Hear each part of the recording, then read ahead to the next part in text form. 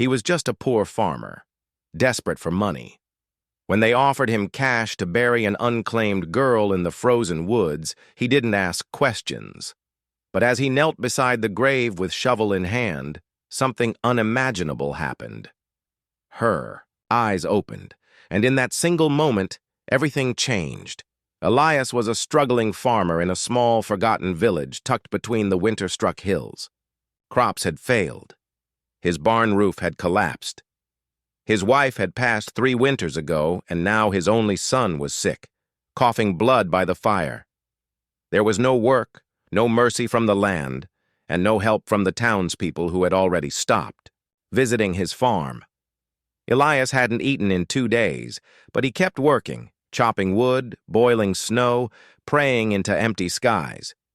Then came the offer. A man from the nearby city, cold-eyed, well-dressed, and carrying a small envelope, arrived at his doorstep. "There's a body," he said, "unclaimed, found near the river. Just a girl.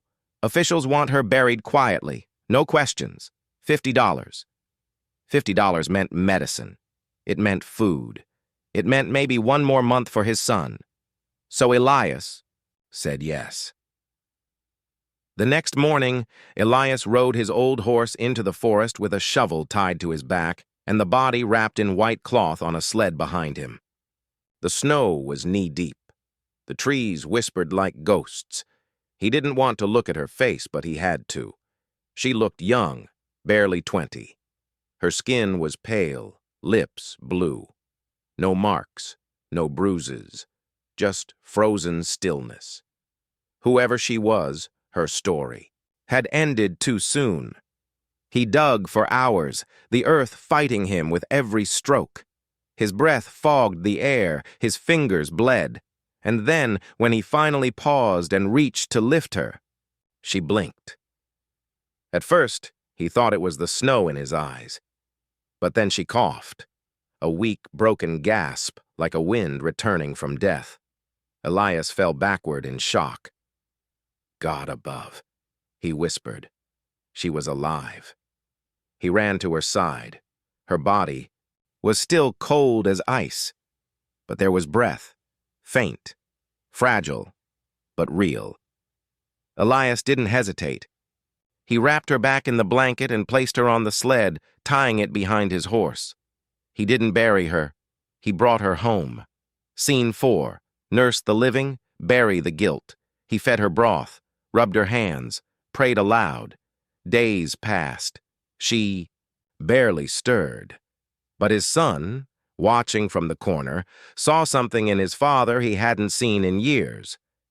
Purpose.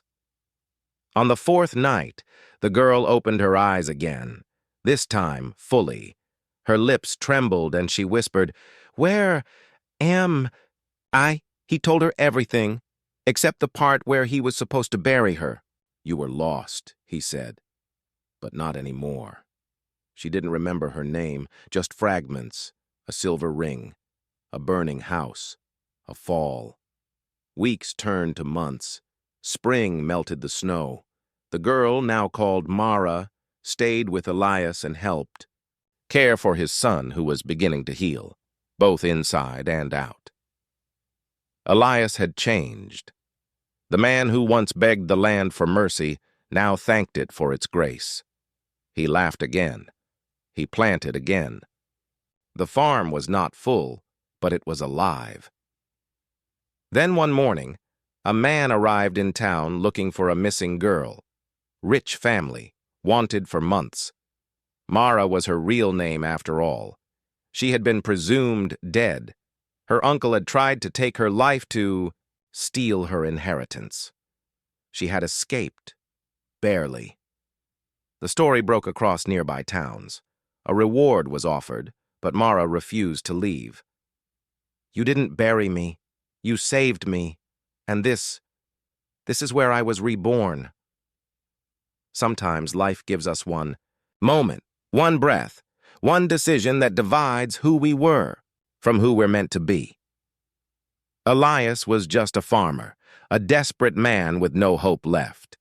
But by choosing compassion over blind survival, he didn't just save a life, he found his own, and Mara, nearly buried and forgotten, became a light not just for herself, but for the family that chose her. It reminds us that no act of kindness is ever wasted. Even in the darkest places, we can still choose to bring someone home, back to life and back to love. If this story touched your heart, share it with someone who needs hope today. And remember, sometimes the smallest act of humanity can change a life forever. Subscribe to Kindness Echoes for more real emotional stories that matter.